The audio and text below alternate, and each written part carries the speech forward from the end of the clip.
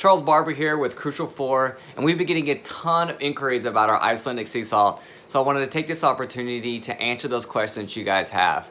So the very first questions we started receiving were about microplastics and do we test for microplastics.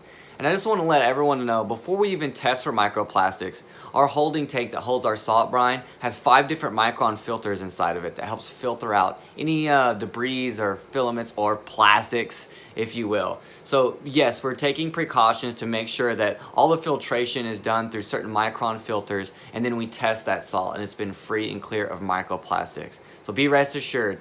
I know it's a big deal right now. I know there's a lot of salt companies out there. There's a lot of salt around the world, and microplastics is a major concern. And we really appreciate those inquiries, but we want to let you guys know that not only are we testing for microplastics, but in our production facility, we're actually filtering those out with certain micron filters. However, I do want to say I'm not completely happy with how microplastics are being tested. I've seen some stuff where they've pulled well water that's like 300 or 400 feet down in the ground, and it's shown to have microplastics.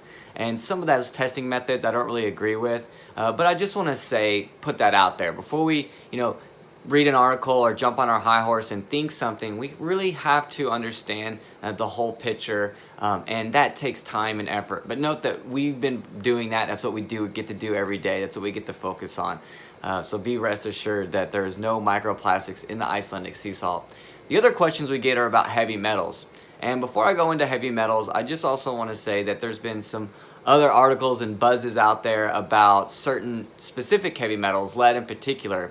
And I just want to say that at Crucial 4, we don't just look for one area of heavy metals. Like, we don't just look for lead count and make sure that's low. We look for all heavy metals that we're concerned about. So, arsenic, cadmium, mercury. These are other heavy metals that we really want to be careful of. And if you find a salt that might be low in one element, it's more than likely going to be high in another element. Because again, when we started to bring in sea salt, we wanted to work with a sea salt that was not only low in heavy metals, no microplastics, but nutrient dense. And finding all 3 of those criteria were impossible until we found our Icelandic sea salt. So I just want to go in and I'm going to flash the screen up here and let you guys see our analysis, our third-party analysis of our Icelandic sea salt. And as you can see, per milligram per kilo, we were 0.03 in the lead count. But also look at the mercury, look at the arsenic, look how low those are. And I'm not here to call anyone out, but I just want to say we need to be looking at all these heavy metals and the microplastics. And then now I'm going to throw up the mineral analysis, because that's the other thing we need to look at. We need to look at the nutrient density. And one thing I love about our Icelandic sea salt is the calcium or magnesium to calcium ratio, or calcium to magnesium ratio. Technically it's magnesium to calcium because the magnesium's higher, and that's why I love it so much.